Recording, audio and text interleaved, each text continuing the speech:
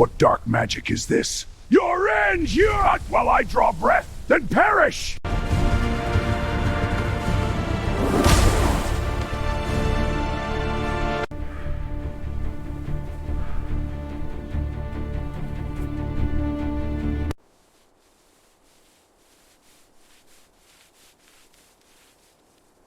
The bitter scent of wet pine and decaying leaves hung heavy in the Cascade Mountain air. It was the kind of cold that did not just chill the skin, but settled deep into the marrow of the bones. Silas moved through the gray morning mist with the slow, deliberate pace of a man who had long ago stopped rushing toward anything. At 62, his body was a map of hard miles and unforgiving winters. His canvas coat was patched at the elbows, his leather boots worn smooth by years of navigating the jagged rock and dense undergrowth of the high country. He stopped beside a rusted wire snare set near a game trail. Empty. He knelt, the joints in his knees popping loud enough to sound like dry twigs snapping. As he reached out to reset the mechanism, his left hand began to betray him. It started as a subtle vibration in the fingertips, then traveled up through the thick, jagged scars that crawled across his knuckles and disappeared beneath his flannel cuff. The tremor. It always came when the cold bit hardest. It always came when the woods went too quiet. Silas closed his eyes. The smell of the wet pine faded, replaced instantly by the metallic tang of blood and the heavy musk of a grizzly. 10 years, 10 winters had passed, yet the memory was locked behind his eyelids, sharp as broken glass. He saw the snow churn to red mud. He heard the screaming. He felt the cold steel of the rifle trigger against his index finger. 1, 2, 2, 3, 3 seconds of hesitation. 3 seconds where his grip had faltered, where his mind had frozen against the sheer violent mass of the charging beast. 3 seconds were all it took for his nephew to be torn away from this world. Silas opened his eyes. He exhaled a long, ragged breath that materialized as a thick white plume in the freezing air. He grabbed his trembling left hand with his right, squeezing the scarred flesh until the knuckles turned white, forcing the tremor to subside by sheer physical will. He did not curse. He did not sigh. He simply picked up his lever-action rifle, a heavy .4, 5-70, that he kept cleaner than his own cabin, and stood up. There was no changing the past. There was only the trap line, the encroaching winter, and the quiet isolation he had condemned himself to. He turned to continue up the ridge. Then the forest tore open. It was a sound that did not belong in the quiet rhythm of the morning. A high, desperate crack of splintering wood followed immediately by a deep guttural roar that rattled the loose stones beneath Silas's boots. It was not a bear. It was a wild boar, but the resonance of the roar suggested something unnaturally large, something driven mad by hunger or territory. Silas did not think. The instincts forged over 40 years in the wilderness took over. He dropped his pack. He checked the chamber of his rifle with a flick of his thumb. A brass cartridge gleamed dull in the low light. He pushed the lever back into place, the mechanical click satisfying and solid. He moved toward the sound, his footsteps suddenly entirely silent on the damp earth. He navigated through the thicket of black birch and towering firs, tracking the violent grunts and the frantic sound of boots slipping on wet bark. He crested a small rise and looked down into a narrow ravine. The mist was thicker here, pooling at the bottom near the banks of a half-frozen creek. What he saw made him stop entirely.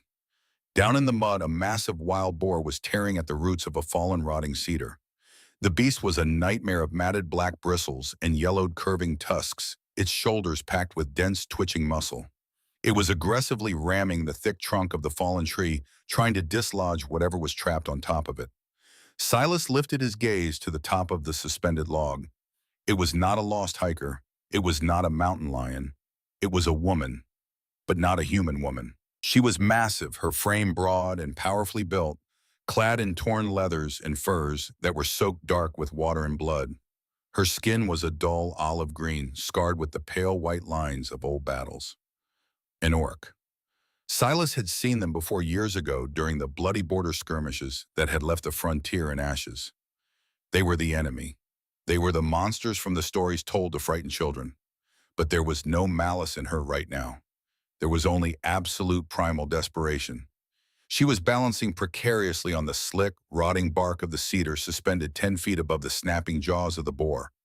Her left leg was torn open from the calf to the knee, a jagged, horrific gash that dripped thick, dark blood down the side of the log. The boar was tasting it, driven into a frenzy by the scent. But the woman was not fighting back. She was not holding a weapon. Both of her massive muscular arms were wrapped tightly around a small bundle pressed fiercely to her chest. A child. Silas caught a glimpse of a small face peering out from beneath a heavy wool blanket. A little boy, no more than 2 years old. His wide, terrified eyes were locked onto his mother's face. The orc woman leaned over, using her own broad back as a shield, murmuring something low and rhythmic in her guttural tongue, trying to calm the boy, even as her own blood painted the wood beneath them. The log gave a sickening crack.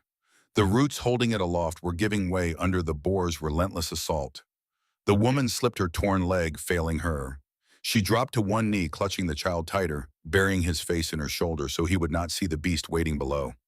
Silas felt it then, the sudden violent seizing of his chest. His left hand began to shake. The rifle barrel wavered. The mist shifted, and for a fraction of a second, the green skin of the orc woman vanished. Silas did not see a monster. He saw his nephew. He saw the snow. He saw the inevitable tragedy unfolding exactly as it had 10 years ago. 1. The boar took a few steps back, lowering its massive head, preparing for a full-speed charge to shatter the remaining roots of the log. 2. The tremor in Silas's hand became violent. The rifle felt like it weighed 1,000 pounds. The ghost of his failure screamed in his ears, paralyzing his muscles. He was going to watch another child die. He was going to stand in the trees and do nothing. The boar charged. Silas's jaw locked. His teeth ground together with enough force to crack enamel. The muscles in his forearms coiled like steel cables. He did not try to stop the shaking. He embraced the cold. He embraced the phantom pain, and he forced it all down into the wooden stock of the rifle. His left hand went dead still, still as a stone in a frozen river. He exhaled. He pulled the trigger. The 45-70 roared a deafening crack of thunder that shattered the morning silence. A massive plume of white smoke erupted from the muzzle. Down in the ravine, the charging boar's front legs buckled instantly. The heavy caliber slug struck it perfectly behind the shoulder, shattering bone and tearing through the heart. The beast plowed into the mud, its momentum carrying it forward until it slammed lifelessly against the base of the fallen cedar. Silence slammed back down onto the forest, ringing in Silas's ears. Slowly the smoke cleared. On the log, the orc woman had squeezed her eyes shut, her body braced for the fall that never came. She opened her eyes, chest heaving, staring down at the dead beast. Then her head snapped up. Her eyes, a piercing feral yellow, locked onto the tree line where Silas stood. Silas did not hide. He lowered the rifle from his shoulder, but kept it held across his chest. He stepped out from behind the black birch and began to walk down the slope. He watched her posture change instantly. The desperation vanished, replaced by a terrifying, coiled aggression. Even wounded, even bleeding out, she looked like she could tear him limb from limb. She shifted her weight, placing herself entirely between Silas and the child. She bared her teeth, a low, warning growl vibrating in her throat. She expected him to raise the gun again. She expected the human to finish what the boar had started. Silas stopped 10 paces away. He looked at the dead boar. He looked at her torn leg. Then he looked at the child. The little boy, torn, peeked around his mother's broad arm. He was shivering, his tiny face smeared with dirt. He looked at Silas not with hatred, but with the hollow glazed stare of a creature that had been running for too long and had eaten too little. Silas reached into the deep pocket of his canvas coat. The orc woman tensed her muscles, bunching, preparing to lunge off the log and take the bullet if it meant crushing the human's skull. Silas's hand emerged from his pocket. He was not holding a pistol. He was holding a piece of dried venison wrapped in wax paper. He didn't say a word. He didn't offer a reassuring smile. He simply tossed the small package underhanded. It landed softly on the dry section of the log, right near the little boy's hands. The woman stared at the meat. Then she stared at Silas. Her yellow eyes narrowed, calculating the trick, searching for the poison, the trap. Silas broke eye contact. He turned his back to them, an act of supreme vulnerability in the wild. He walked over to the dead boar, drew his hunting knife, and began the practical necessary work of bleeding the animal. He made himself busy. He made himself non-threatening by completely ignoring them. Minutes passed. The only sound was the wind through the pines and the scraping of Silas's blade. Then he heard the faint crinkle of wax paper. He glanced over his shoulder. The little boy was chewing frantically on the tough venison, his small hands clutching it like a lifeline. The mother was watching Silas, her chest still heaving, but the feral growl had stopped. She was losing too much blood. Her face was growing pale, the green of her skin turning to a sickly ashen gray. She swayed slightly on the log. Silas wiped his blade on his trousers and sheathed it. He slung his rifle over his shoulder. He walked over to the log and stopped at the base. He looked up at her. "Can you walk?" he asked. His voice was gravel rough from disuse. She stared down at him. She did not understand the words, or perhaps she did and refused to answer. She gripped the child tighter. Silas pointed to her bleeding leg, then pointed back up the ridge in the direction of his cabin. He raised both hands, palms open and empty. He waited. The woman looked at his scarred, trembling left hand. She looked at his steady, quiet eyes. She knew she was dying out here. If the cold didn't take them tonight, the wolves would track her blood by sunset. She had run out of choices. Slowly, agonizingly, she slid down the side of the log. Her boots hit the mud, and her wounded leg instantly gave out. Silas stepped forward, catching her by the thick leather of her shoulder harness before she hit the ground. She was incredibly heavy, dense with muscle and bone. She flinched violently at his touch, a reflex born of violence and survival. Silas did not flinch back. He braced his stance, taking her weight. He did not try to take the boy. He knew better than to touch a wounded mother's cub. He turned acting as a living crutch and began the slow, brutal trek up the mountain. It took them over an hour to cover the 2 miles to the cabin. The wind picked up, driving icy needles of sleet into their faces. Valia leaned heavily on the old hunter, her breathing ragged and shallow. Every step was a battle against gravity and blood loss. Silas did not complain. He did not ask her name. He just kept a steady, punishing rhythm, his boots breaking the frozen crust of the earth. When the small timber-framed cabin finally appeared through the trees, smoke curling lazily from the stone chimney, Valia stumbled. Silas caught her again, practically dragging her up the wooden steps and onto the porch. He kicked the heavy oak door open. The interior was warm, smelling of cedarwood, dried tobacco, and old leather. It was a single large room. A heavy iron stove sat in the center, radiating heat. A simple cot rested against one wall, a work table covered in wood shavings and carving tools against the other. It was the home of a man who lived entirely within his own mind. Silas guided her inside. The moment they crossed the threshold, Valia pulled away from him. She staggered to the farthest, darkest corner of the cabin, pressing her back against the rough-hewn logs. She slid down to the floor, pulling Torin into her lap, wrapping her massive arms in the thick blanket around him until the boy was completely hidden from view. She watched Silas with unblinking, predatory eyes. If he moved toward them, she would fight to the death. She was trapped in a box with a human. All her instincts screamed at her to kill him before he killed them. Silas did not look at her. He walked to the iron stove. He took a heavy cast-iron kettle, poured water from a bucket into it, and set it over the hottest part of the iron. He opened a small wooden cabinet on the wall. He pulled out a large roll of clean white linen. He grabbed a glass jar filled with dried yarrow root and a tin of pine resin salve. He walked to the heavy oak dining table in the center of the room. He set the linen and the tin down on the wood. He made sure the items were clearly visible. Then he walked to the corner of the room where he kept his coats. He took down a heavy wool blanket and tossed it onto the end of the table. He still hadn't looked at her. Silas walked back to the stove. He picked up his pipe from the mantelpiece. He reached into his pocket and pulled out his folding pocket knife and a small block of unfinished cedar wood. He walked to the front door.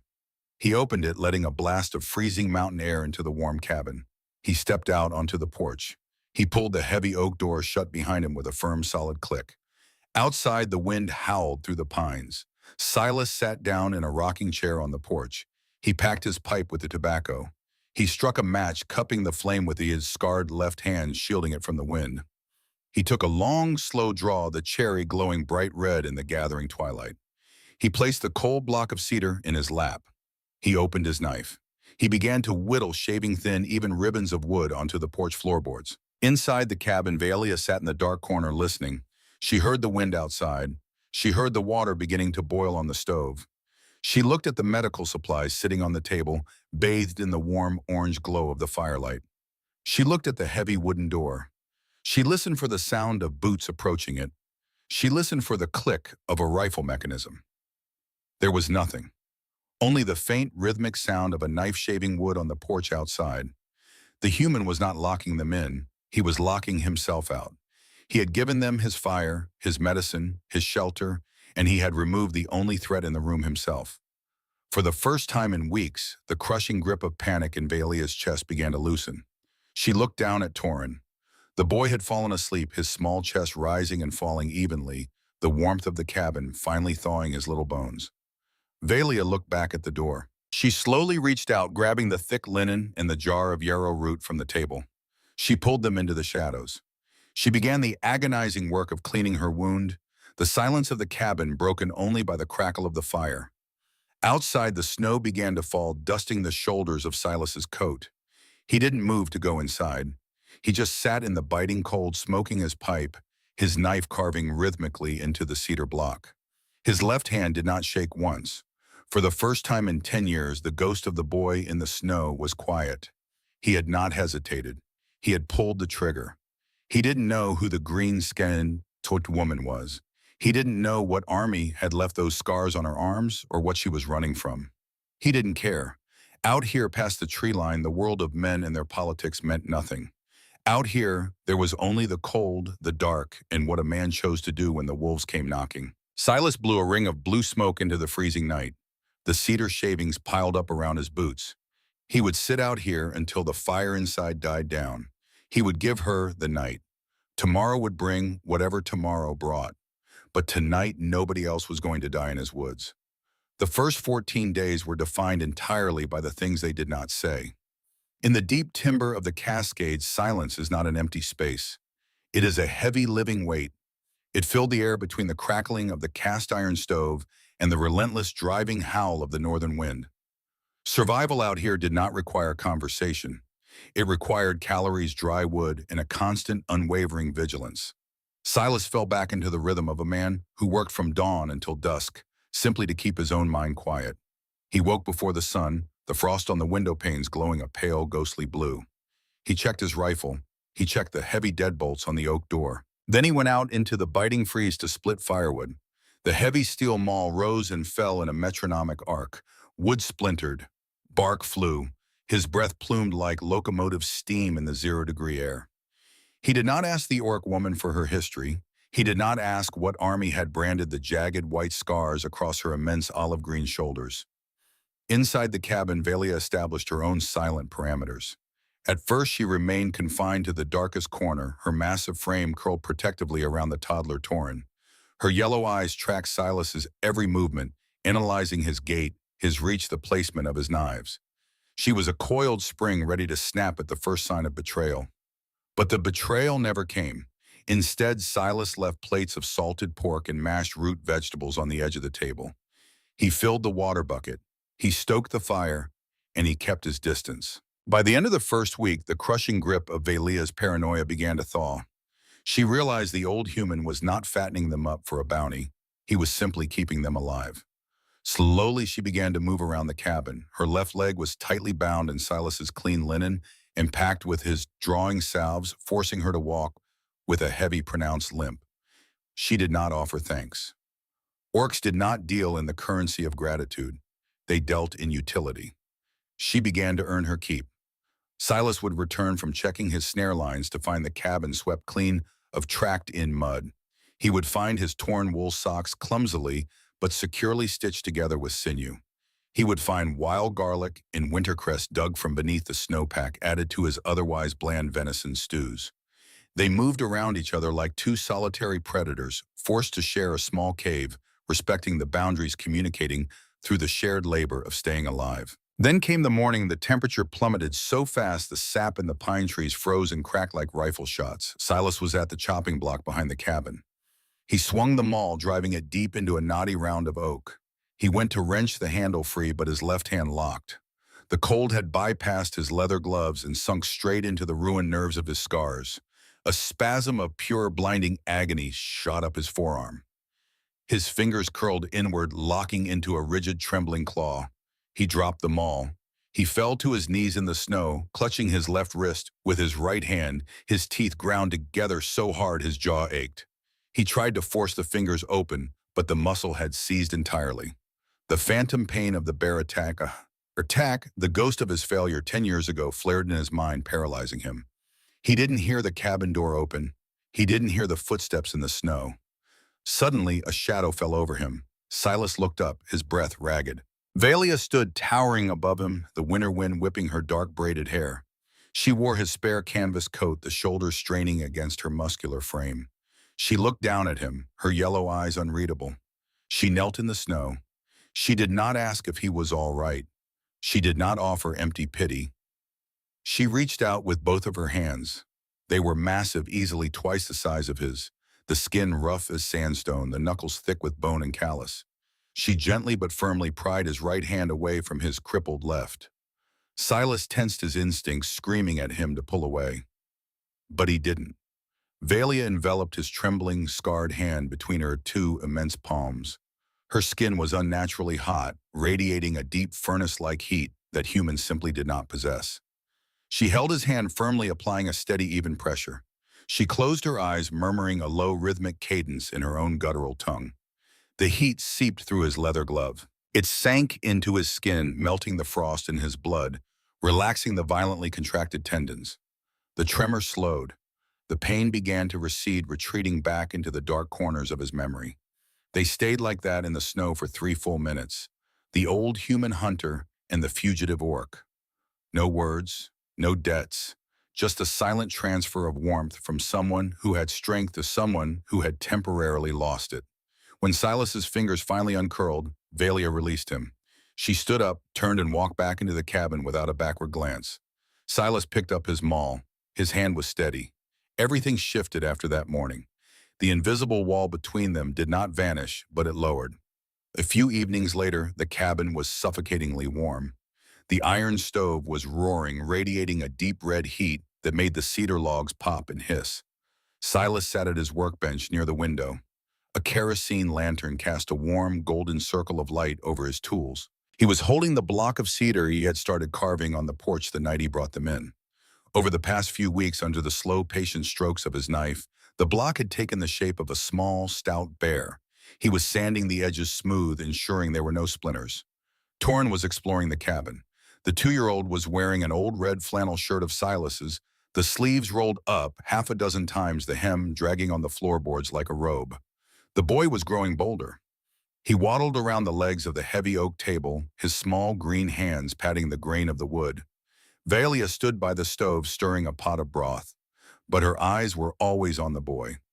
Torrin waddled towards Silas's workbench. Beneath the bench lay a small mountain of soft solder shavings, the accumulation of Silas's evening whittling. The boy stared at the pile, mesmerized. He took a step forward. His oversized flannel shirt caught on the edge of a loose floorboard. Torrin tripped. He pitched forward, his arms flailing and face planted directly into the pile of cedar shavings. The cabin went dead silent. Valia dropped the wooden spoon. She spun around, her muscles instantly bunching to lunge across the room, anticipating the wail of pain, the crying, the crisis. Silas saw it happen. He saw the boy hit the soft shavings. He saw the mother panic. And for a fraction of a second, the stoic, hardened shell of the old hunter cracked. Silas stood up from his stool. As he did, he deliberately hooked the toe of his heavy leather boot behind the leg of the bench. He threw his weight backward, letting his arms flail exactly as the boy's had. With a loud, dramatic clatter, the 62-year-old man crashed to the floorboards, landing flat on his back right next to the pile of shavings. He let out an exaggerated, winded grunt, staring up at the ceiling beams. Torrin lifted his face from the sawdust. Wood shavings were stuck to his nose and his forehead. He looked at the massive man lying on the floor beside him. The boy's lip had been quivering, preparing to cry. Instead, Torrin blinked. He reached out and patted Silas's gray beard. Then the boy giggled, a bright, ringing sound that defied the grim reality of the world outside the cabin walls. Silas turned his head and looked at the boy. The corners of the old man's mouth twitched. He let out a low, gravelly chuckle, brushing a piece of cedar from the boy's nose. By the stove, Valia froze. She stared at the old human sprawled on the floor, making a fool of himself just to stop her son from crying. She stared at the child, safe and laughing. The tension in her jaw snapped. The wall she had built over a lifetime of war, betrayal, and flight suddenly crumbled. A sound escaped her throat. It started as a breath, heavy and shaking. Then it deepened, rising from her chest. It was a rich, booming sound. It was raw, unpracticed, and incredibly beautiful. Valia laughed. It was the first time she had laughed in years. It filled the cabin, drowning out the wind outside. Silas sat up, resting his forearms on his knees, and looked at her. He saw the hard, feral lines of her face soften. He saw the exhaustion melt away, leaving behind a woman who was just a mother, relieved and warm. The air in the room changed. The survival pact had ended. Something else had begun. Later that night, the wind picked up again, battering the roof of the cabin. Torn was fast asleep on the cot, tucked beneath 3 heavy wool blankets. Silas sat in his rocking chair by the hearth. He held a tin cup of black coffee, the steam rising in front of his face. Valia sat on the floorboards a few feet away, her back resting against the stone masonry of the chimney. She was mending a tear in Torn's blanket. They had sat like this a dozen times before, wrapped in their mutual silence. But tonight the silence felt different. It was no longer a shield. It was a space waiting to be filled. Silas stared into the glowing embers. The firelight danced across the deep ravines of his face. He looked down at his left hand resting on his knee. The scars pulsed faintly in the heat. 10 years, Silas said. His voice was quiet, barely louder than the crackling wood. Valia stopped her stitching. She did not look up, but she tilted her head slightly, listening. 10 years ago this January, Silas continued. His sentences were short-clipped. He was not a man used to opening his chest and showing his wounds. Every word was dragged out of him. My brother's boy, name was Elias, 14 years old, bright kid, talked too much. Silas took a slow sip of the bitter coffee. It tasted like ash. Took him out to the North Ridge, teaching him to track. The winter was brutal that year. Game was scarce. We were walking a dry creek bed. The wind was at our backs. We never smelled it coming. Silas's right hand gripped the armrest of the rocking chair. His knuckles turned white. A grizzly, old male, starving to death. Mad with hunger, it came out of the brookage 50 yards away. It didn't roar. It didn't posture. It just charged, straight for Elias. Valia's eyes remained fixed on the blanket in her hands. Her needle hovered motionless. I had the rifle raised, Silas said, his voice dropping to a harsh whisper. I had the sights leveled on its chest. I had the shot. He closed his eyes. The memory played in real time, inescapable and punishing. I don't know why. I don't know what broke in my head, but my finger wouldn't pull. I froze. I watched it cover the ground. I watched it hit him. I waited. Silas opened his eyes. They were completely dry. He had run out of tears a decade ago. Now there was only the cold, hard rock of his own guilt. 3 seconds. That's how long I hesitated. 3 seconds. I finally pulled the trigger. Dropped the beast, but it was too late. He was gone before I reached him. Silas set the tin cup down on the stone hearth. He reached out and picked up a piece of kindling. He gripped it with both hands. His blood was on the snow, and it was my fault. I was supposed to be the wall between him and the wild, and the wall crumbled. With a sudden, violent crack, the thick piece of kindling snapped in half in Silas's hands. He threw the broken pieces into the fire, watching the flames consume them. He leaned back in the chair, his jaw set, waiting for the judgment. He had just confessed his greatest sin, his ultimate failure as a protector. He expected her to pity him. He expected her to despise him. In the brutal logic of the wilderness, weakness was a capital offense. Valia slowly set the needle and the blanket down on the floor. She did not say it wasn't his fault. She did not offer hollow human platitudes about forgiveness or the will of the gods. She knew the reality of violence. She knew that some blood never washes off. She shifted her weight, sliding across the floorboards until she was sitting directly beside his rocking chair. She leaned her heavy green shoulder against the side of his leg. Then, with an exhale that seemed to empty her lungs of every defense she had ever built, she lowered her head and rested it against his knee. Silas froze. The apex predator. The warrior who had been willing to tear his throat out just weeks ago. She was exposing her neck. She was yielding her guard entirely. It was the absolute unspoken declaration of trust. I know what you failed to do, the gesture said, But I know what you did for me. I see you. Slowly, Silas lowered his right hand. He let it rest gently on the crown of her thick, dark hair. He did not stroke it. He just kept his hand there, a silent anchor in the dark. The tremor in his left hand was completely gone.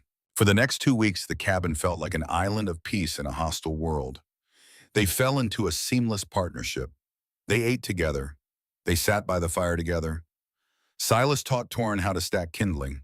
Valia showed Silas how to weave tight, waterproof baskets from dried river reeds. But the wilderness never allows peace to last. It only grants a reprieve before it collects its toll. It started on a Tuesday. Valia woke up shivering despite the heavy blankets. By midday, she could not stand. Silas peeled back the linen bandages on her leg. The gash had closed, but the flesh around it was swollen and radiating heat. A faint, angry red line was creeping up her thigh, heading straight for the femoral artery infection. The boar's tusk had driven bacteria deep into the muscle, and despite Silas's herbs, it had festered. By nightfall, the fever hit her like a sledgehammer. Her massive body thrashed on the narrow cot. Sweat slicked her green skin, making her shine like wet stone in the lantern light. Her breathing was shallow, a wet rattling sound that filled the small cabin. Torrin sat in the corner, clutching the wooden bear Silas had carved for him, his large eyes wide with terror as he watched his mother unravel. Silas worked frantically. He boiled water, he crushed willow bark for the pain, and packed the wound with a fresh, aggressive poultice of garlic and pine pitch. He placed cold, wet cloths across her burning forehead, replacing them every few minutes. Midnight came and went. The fever spiked higher. Valia slipped into delirium. The present faded, replaced by the nightmares of her past. She began to fight. Her broad arms flailed, striking the wooden wall of the cabin with enough force to rattle the timber. She was shouting in her native tongue, her voice cracking with fury and panic. She was not fighting a boar. She was fighting ghosts. "I will not," she screamed in broken, heavily accented English, her eyes wide open but seeing nothing. "I am not cattle. I will not mate him." Silas grabbed her wrist, using all his leverage to hold her down to keep her from tearing her stitches open. "Hold still," he grunted, his boots slipping on the floorboards. "Valia, you have to hold still." She didn't hear him. She bucked violently. "I am the blood," she roared. "I am the line. You cannot force the line." With a sudden, terrifying surge of strength, she ripped her right arm free from Silas's grip. Her hands swung out, catching the leather pouch that hung from her belt. The heavy leather strap snapped. The pouch hit the floor. Something spilled out of it, sliding across the worn floorboards and stopping inches from the iron stove. It made a heavy, dull, metallic sound. It was not a coin. It was not a tool. Valia suddenly went limp. The burst of adrenaline burned out, leaving her completely depleted. Her eyes rolled back, and she collapsed onto the mattress, her chest heaving, her body consumed by the fire in her blood. Silas stood over her, his own chest heaving, his shirt soaked with her sweat and his own. He pressed a fresh, cold cloth to her forehead. Her breathing steadied slightly. She was under deep in the dark. Silas turned his head. He looked at the object near the stove. He walked over and knelt. He picked it up. It was heavy, unnaturally heavy for its size. It was a jagged medallion, roughly the size of a man's palm, forged from a dark, non-reflective metal. Black steel. It was cool to the touch, and its edges were sharp. Deeply etched into the center of the metal was the crest of a shattered tusk crossing a bloodied spear. Silas had been a scout during the border wars. He had interrogated prisoners. He had seen the banners carried by the advancing hordes. He knew the markings of the tribes. This was not a soldier's tag. This was not a merchant's coin. This was the royal seal of the Iron Fang clan, the ruling house of the Southern Territories. Silas stared at the black steel resting in his calloused palm. The pieces of the puzzle violently slammed into place. The scars on her arms were not just from battle. They were ritualistic burns. Her massive size, her unyielding pride, the absolute terror in her eyes when she thought about going back. She was not just an orc woman who had run afoul of a local chieftain. She was a princess. She was the heir to a bloodline that commanded tens of thousands of warriors. And she had taken the only male heir, the boy sleeping in the corner, and vanished into the night to escape a forced political marriage. Silas closed his fist around the medallion. The air in the cabin suddenly felt incredibly thin. He wasn't just harboring a fugitive. He was harboring the most hunted entity in the entire frontier. If the local human militias found out she was here, they would hang her from the nearest bridge to send a message.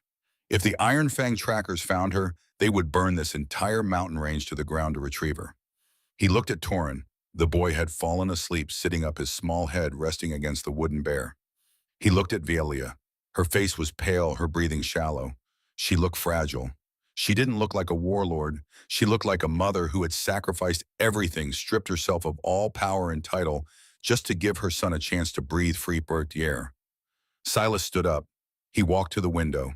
The snow was falling heavily now, burying the tracks, burying the cabin, burying them in the silence of the wild. He did not reach for his rifle. He did not look at the door. Silas slipped the black steel medallion deep into his own pocket. He walked back to the cot.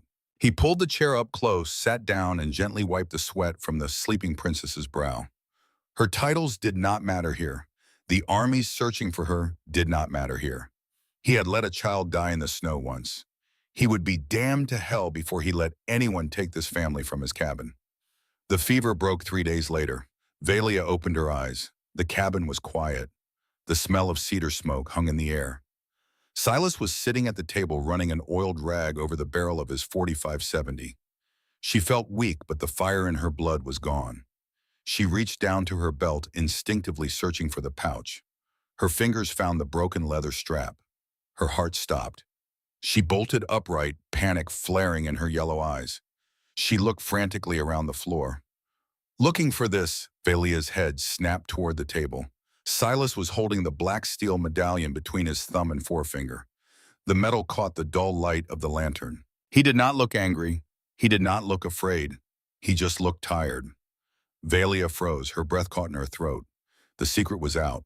The death sentence was signed. She braced herself for the betrayal, for the demands, for the chains. Silas tossed the medallion. It flew through the air in a lazy arc and landed perfectly on the wool blanket covering her lap. "Keep it hidden," Silas said quietly, returning his attention to the rifle barrel. "The metal shines too much when the fire hits it. Might catch the wrong eye." Velia stared at the medallion in her lap. She stared at the old man. "You know what this means," she whispered, her voice hoarse from the fever. "You know what I am." Silas slid the bolt of the rifle back with a sharp metallic clack. He looked up to his pale blue eyes locking onto hers. They were eyes that had seen the worst of the world and had chosen in the twilight of his life to build something better. "I know what you are," Silas said. His voice was steady as a mountain stone. "You're Torin's mother, and you're terrible at making venison stew. Needs more salt." He raised the rifle to his shoulder, checking the sights against the window light. "Rest up, Velia. Wood needs chopping tomorrow, and my back ain't what it used to be." He lowered the gun and went back to polishing the steel. Velia closed her hand over the cold black metal of her past, pulled the heavy wool blanket up to her chin, and for the first time in her life, she felt entirely safe. The deep freeze of February slowly gave way to the bruised gray skies of early March. The snowpack in the Cascades did not melt all at once. It retreated inch by agonizing inch, revealing the dark, wet earth beneath. Inside the cabin, a new rhythm had taken root. It was not the frantic, desperate survival of the first month. It was the quiet, deliberate machinery of a shared life. Silas no longer smoked his pipe on the freezing porch to give Velia space. He smoked it by the hearth, the sweet scent of cherrywood tobacco, mingling with the smell of drying herbs and roasting meat. Velia no longer huddled in the darkest corner of the room. She claimed the heavy oak chair by the window, her massive hands working fluidly as she repaired Silas's old snowshoes with strips of cured leather. They did not speak of the black steel medallion hidden in the floorboards. They did not speak of the armies that were surely scouring the lower valleys. They spoke only of the immediate world, the shifting of the wind, the depth of the frost, the tracks left by the winter-starved elk on the northern ridge. Torin was the bridge between them. The 2-year-old boy had lost the hollow, haunted look of a hunted animal. He had grown sturdy on Silas's venison and Velia's relentless care. He shadowed Silas everywhere. When the old man split kindling, Torin stood a safe distance away, mimicking the swing of the axe with a small, fallen pine branch. When Silas cleaned his rifle, Torin sat on the floor watching the brass cartridges gleam in the lantern light with absolute silent reverence. Silas pretended to find the boy a nuisance, but every evening without fail there was a new carving waiting on the boy's cot.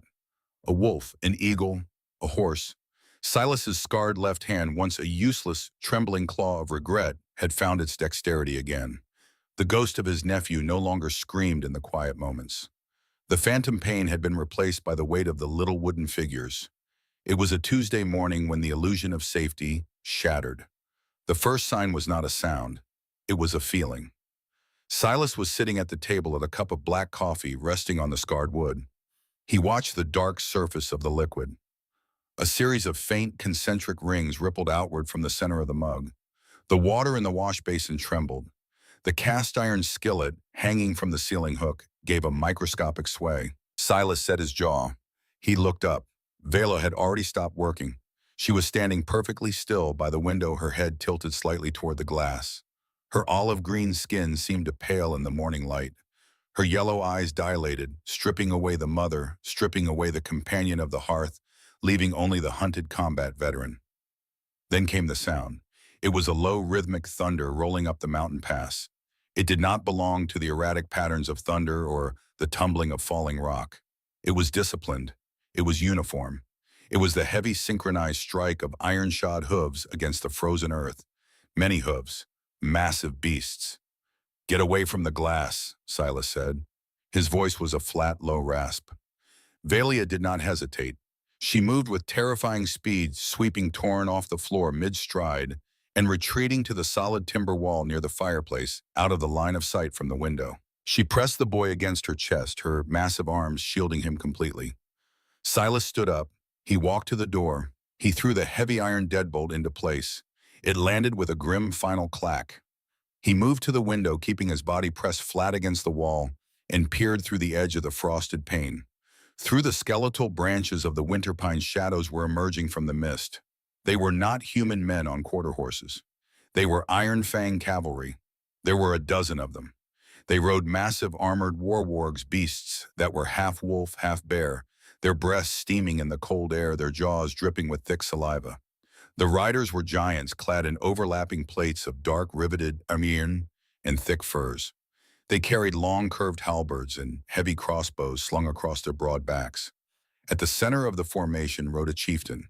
His armor was marked with the white paint of a shattered tusk. His face was a map of brutal warfare, half of it covered by a jagged iron mask that bolted directly into his jaw. They did not rush the cabin.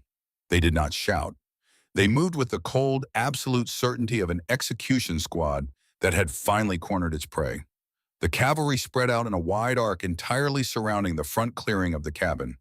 The warwargs growled, a sound that vibrated deep in Silas's chest, making the floorboards hum beneath his boots. The chieftain pulled back on his heavy leather reins. His mount stopped 10 yards from the porch. The silence that followed was suffocating. It was the silence of a tightened noose. "We know you are in there, blood of the Iron Fang," the chieftain's voice boomed. It was a horrific sound, heavily accented, grating, like two massive stones grinding together. He spoke in English, a deliberate insult, projecting his voice, so the human inside would understand exactly what was about to happen. "The hunt is over. The warlord demands his bride. The clan demands its heir." Inside the cabin, Torrin whimpered. Valia clamped her large hand gently over his mouth. She closed her eyes. Her breathing became shallow, rapid. The walls of the cabin, the warmth of the fire, the smell of the cedar, it was all dissolving. The nightmare had caught her. The political machine of her race, the meat grinder of alliances and forced breeding, had finally tracked her to the edge of the world. "Human," the chieftain called out. The warwarg beneath him shifted its massive claws, tearing gouges into the frozen dirt. "You have harbored stolen property.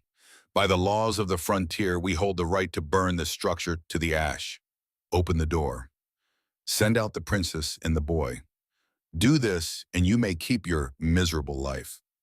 Silas stepped away from the window. He walked to the corner of the room. He picked up his lever-action 4570. He checked the loading gate. It was full. A massive, heavy lead slug sitting in the chamber. He pulled the hammer back to half-cock. The metallic clicks were incredibly loud in the dead silence of the room. Valia watched him. She saw the gray in his beard. She saw the age in the stoop of his shoulders. She saw the deep, brutal scars mapping his left hand. He was one old man, a forgotten relic of the frontier living in a shack. Outside were 12 of the deadliest apex predators to ever walk the continent. If he fired a shot, they would not just kill him. They would tear him to pieces. They would burn the cabin down around him, and they would take her anyway. Valia made her decision. She lowered Torin to the floor. She pointed a thick green finger at the space behind the heavy iron stove. It was the safest, darkest corner. "Stay," she whispered in her native tongue. The boy obeyed, his eyes wide, his lip trembling, shrinking back into the shadows. Valia stood up.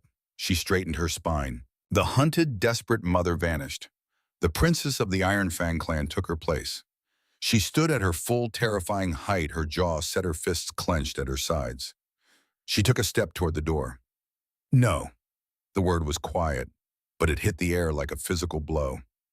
Valia stopped. Silas had stepped directly into her path. He stood between her and the heavy oak door. He did not raise his voice. He did not strike a dramatic pose. He simply stood there, an immovable object rooted deep into the floorboards of his home. Valia looked down at him. "You heard him, Silas," she said, her voice cracking, the English heavy and broken. "They will burn you. They will kill you slow. You cannot fight this." "I've fought worse," Silas said flatly. "This is not your war," she pleaded, the desperation finally bleeding through her royal facade. "I brought this to your door. You gave me fire. You gave me time. Do not give me your blood. I am the princess of the Iron Fang. It is my duty to go." Silas reached out. He placed his left hand, his ruined, scarred, trembling left hand, squarely against her chest. Valia froze. She looked down at his hand. It was not shaking, not a millimeter, not a fraction. The fingers were locked like bands of cold, forged steel against her leather tunic. The phantom pain, the crippling hesitation that had plagued him for a decade was entirely, utterly gone. Silas looked up into her yellow eyes. "I don't see a princess," Silas said, his voice a gravelly, vibrating rumble that carried the weight of a 10-year penance. He thumbed the hammer of his rifle all the way back. "I see my family, and nobody takes my family out of this house." Valia's breath caught in her throat. Her eyes widened. The absolute unyielding certainty in the old man's face broke something deep inside her. A single hot tear traced a clean line down her dusty green cheek. She did not argue. She did not move. She let the old hunter stand his ground. Outside, the chieftain grew impatient. "Your time is gone, human," the orc roared. Brush. He drew his massive halberd and the iron blade catching the dull winter light. "Burn it down, take the female from the ashes."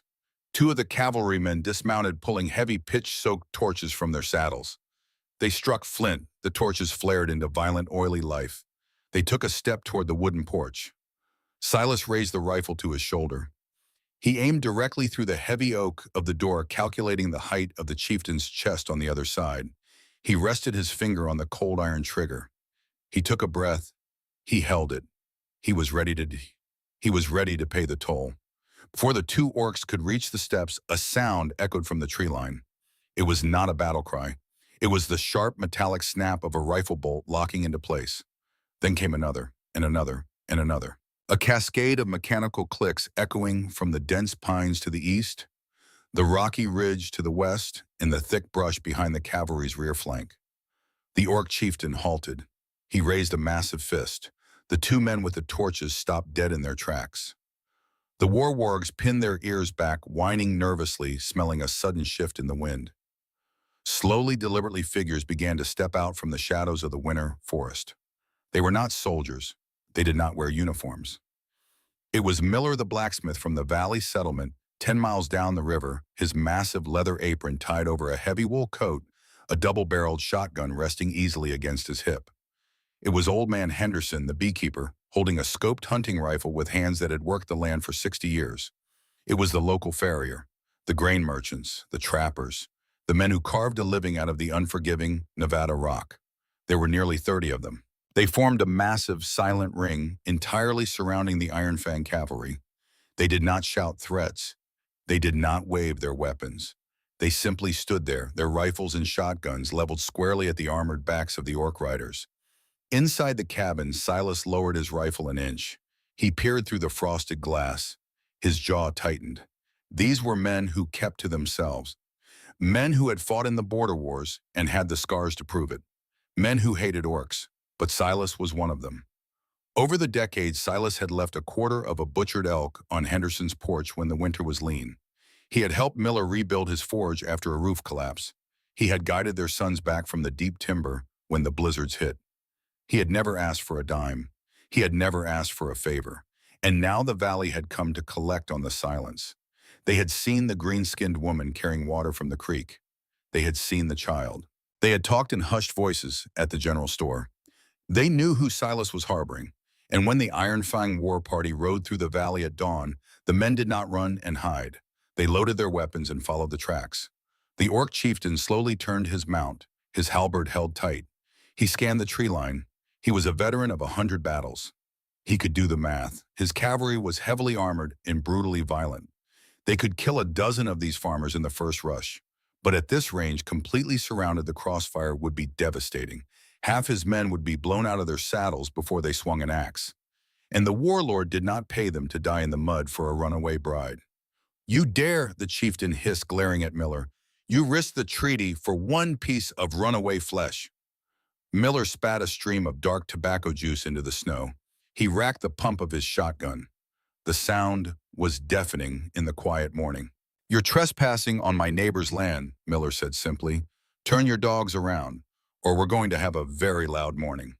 The tension was a physical wire pulled so tight it was ready to snap and decapitate them all. A single flinch, a single panicked horse would ignite a slaughter. Inside the cabin, Valia watched the standoff through the window. She saw the human farmers. She saw Silas standing at the door ready to pull the trigger. They were going to die for her. These humans, these former enemies, were going to bleed into the snow to protect a child that was not theirs. Valia reached out. She gently pushed the barrel of Silas's rifle down. Silas looked back at her, his eyes blazing. "Don't do it, Valia. Don't open that door." "I am not surrendering, Silas," she said softly. Her voice was incredibly calm. The panic was gone. "I am ending it." She reached into the pocket of her leather tunic. She pulled out the black steel medallion. Before Silas could stop her, she unlatched the deadbolt. She pulled the heavy oak door open. The cold wind swept into the cabin. Valia stepped out onto the porch. She did not cower. She did not hide torn behind her. She stood at her full height, the cold air hitting her face. The Iron Fang cavalry shifted. Crossbows were raised. The war wargs snarled. Silas stepped out onto the porch right beside her, his rifle leveled directly at the center of the chieftain's chest. He stood shoulder to shoulder with the orc woman, presenting a united, unbreakable front. Valia raised her right hand. The black steel medallion caught the dull gray light of the sun. The chieftain's eyes narrowed behind his iron mask.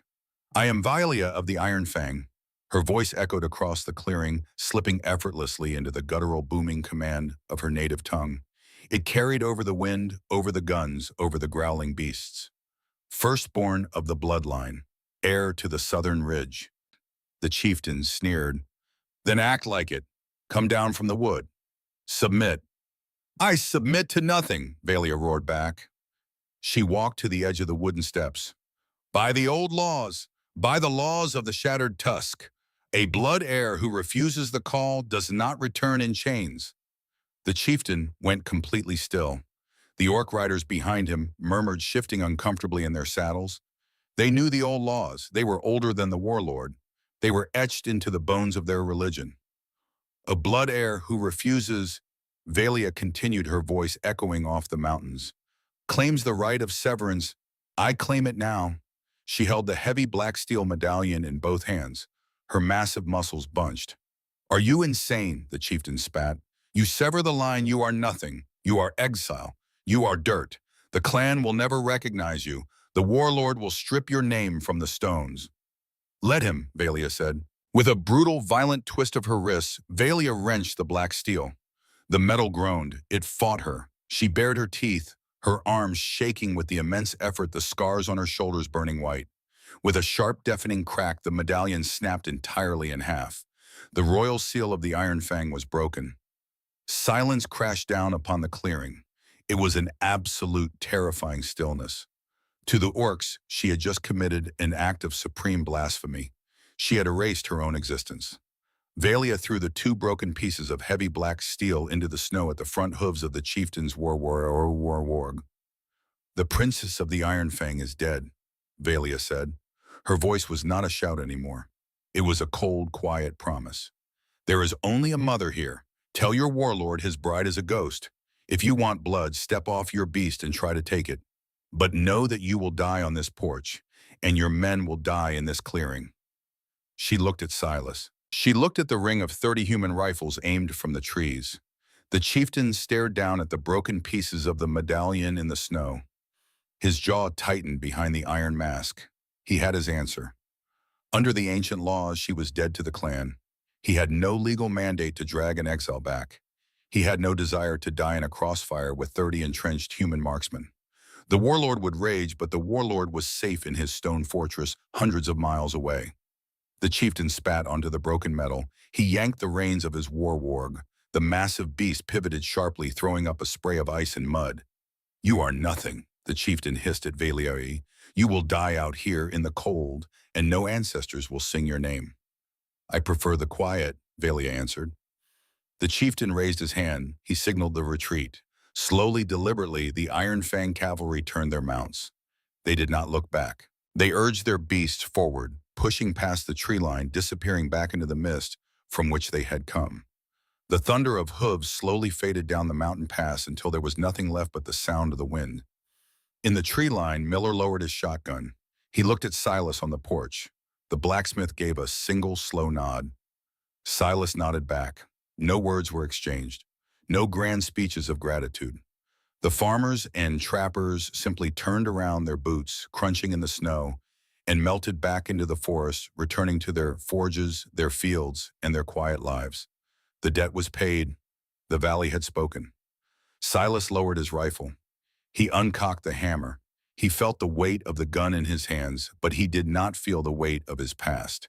He looked down at his left hand. It was steady. It was whole. He turned to look at Valia. She was staring out at the empty clearing, her chest heaving. She had just thrown away her entire history. She had no tribe. She had no wealth. She had no protection in a world that hated her kind. She was completely, utterly isolated. Except for the cabin. Except for the old man. Except for the boy. Silas stepped up beside her. He did not say it would be okay. He did not say it was over. Out here, nothing was ever truly over. He simply reached out his calloused, scarred hand, wrapping gently around her thick green forearm. "Stew's getting cold," Silas said. Valia looked down at his hand. Then she looked at his weathered face. The edges of her mouth twitched. A long, shuddering sigh escaped her lips, carrying away the last remnants of the Iron Fang princess. "It needs more salt," she whispered. "Always does," Silas replied. He turned and held the door open for her. She walked back into the warmth of the cabin. Silas took one last look at the broken pieces of black steel lying in the snow. He didn't pick them up. He let the winter bury them. He stepped inside and pulled the door shut. 14 months later, the sun was warm. The bitter cold of the deep winter had finally broken, leaving the Cascade Valley painted in vibrant, aggressive greens. The mountain creek behind the cabin ran high and loud with snowmelt. Silas sat on the heavy wooden block on the porch. He was not wearing his heavy canvas coat, just a faded cotton shirt, his sleeves rolled up to the elbows. The scars on his left hand were fully visible in the sunlight, jagged and white, tracing a map of old violence across his skin. He was holding a piece of smooth river stone in his lap. He had a small, sharp chisel in his right hand. Sitting directly between his knees, completely engrossed in the work, was Torin. The boy was 3 now. He was growing fast, his shoulders broadening, his green skin absorbing the mountain sun. He was wearing a small pair of denim overalls Silas had bought in town. "Hold it right here," Silas murmured, his voice a low, patient rumble. He guided Torin's small, thick hand over the grip of the chisel. "Don't force it. The stone tells you where it wants to break. You just have to listen." "Listen," Torin repeated seriously, his yellow eyes narrowed in absolute concentration. Silas rested his scarred left hand over Torin's. His hand was completely still. The tremor was a ghost story, a relic of a man who had died in the snow 10 years ago. The man sitting on the porch today was alive. Torrin tapped the back of the chisel with a small, wooden mallet.